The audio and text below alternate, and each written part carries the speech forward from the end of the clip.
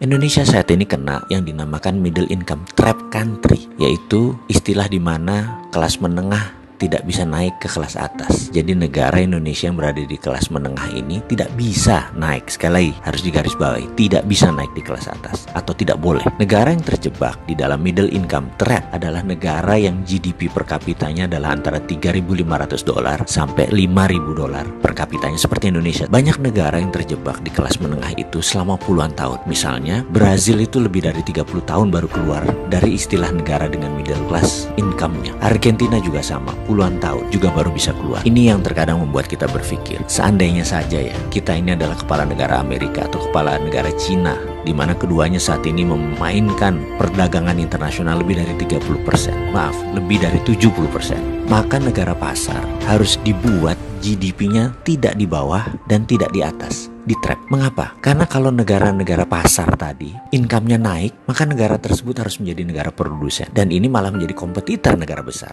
Nggak boleh. Jadi nggak boleh negara tersebut jadi produsen. Kalau negara tersebut miskin, misalnya GDP-nya di bawah 1.000 per kapita, mereka nggak mampu beli barang Cina dan beli barang Amerika. Dan kedua negara itu nggak mau membuat negara tersebut miskin. Makanya negara-negara market harus dijebak di tengah. Cara trapnya bagaimana? Dan mengapa harus di trap atau dijebak? Biasanya negara yang berpenduduk besar yang dijebak di tengah oleh negara kapitalis. Caranya dengan jangan jadikan mereka negara produsen dan manufaktur. Kedua, jangan jadikan mereka swasembada pangan. Terakhir, jangan mereka bisa mengendalikan energi. Ada sebuah perkataan dari Menteri Luar Negeri Amerika dulu namanya Henry Kissinger. You control the food, you control the people. You control energy, you control the country. Kalau mau mengendalikan rakyat, kendalikan pangan mereka. Kalau mau mengendalikan sebuah negara, kendalikan energi mereka, minyak bumi mereka. Kita kasih contoh sederhana negara Venezuela yang baru-baru ini. Negara ini menghasilkan minyak lebih besar dari Indonesia. Suatu saat Venezuela melawan dalam tanda petik Amerika dengan menjual minyak mentahnya ke Cina. Amerika marah dan Amerika membuat Venezuela menjadi failed state atau negara gagal dengan financial warfare yang dilakukan oleh economic hitman-nya, pasukannya CIA-nya Amerika. Dan kita semua tahu negara tersebut dalam setahun terjadi hyperinflation. Mata uang Venezuela nilainya jatuh 1.000.000% sampai harus menerbitkan